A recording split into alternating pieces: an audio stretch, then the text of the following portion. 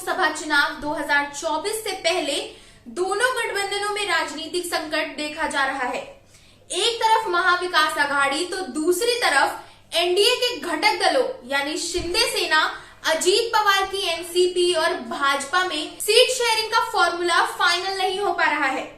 ऐसे में तनाव एक दूसरे की खिंचाई और नेताओं पर प्रेशर बढ़ रहा है। बातचीत आगे नहीं बढ़ी तो अब अंदर खाने सहयोगी ही एक दूसरे की टांग खींचने में लगे हैं। हाँ, उद्धव ठाकरे की शिवसेना ने मुंबई उत्तर पश्चिम लोकसभा सीट से उम्मीदवारों की घोषणा कर दी तो कांग्रेस नेता संजय निरुपम भड़क गए।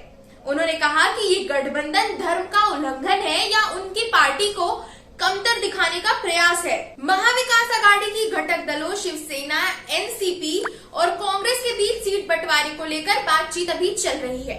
इधर उधर ठाकरे ने अनमोल कीर्तिकर को मुंबई उत्तर पश्चिम लोकसभा सीट से उम्मीदवार घोषित कर दिया है।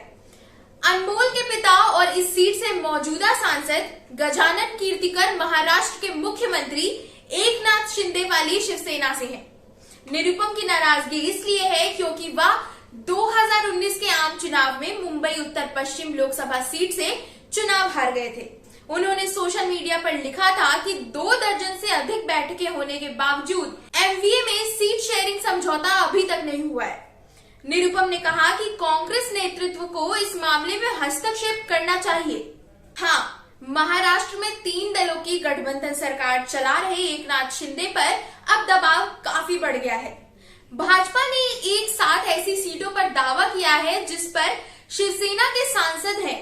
शिंदे सेना की तरफ से सीएम पर दबाव है कि वो इनमें से एक भी सीट बीजेपी को ना दे। रामटेक, यवतमाल, वाशिम, कोल्हापुर के सांसद मुख्यमंत्री पर पूरा दबाव बना रहे हैं कि वह उनकी सीट बीजेपी को बिल्कुल ना दे।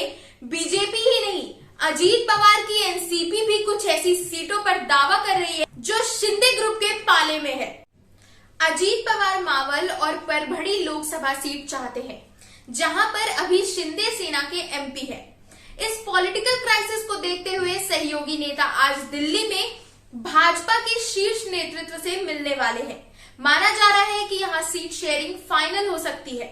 अजीत पवार ने कहा है कि सोमवार को तीनों पार्टियों की बातें सामने रखी जाएंगी और सीट शेयरिंग डील फाइनल हो जाएगी। अब देखना यह है कि इसका नतीजा क्या निकलेगा। क्या वाकई में सीट शेयरिंग का जो फॉर्मूला है वो इसे तय कर पाएंगे या यूं ही टकरार बनी रहेगी। जानने के लिए देखते रहें द पिलर।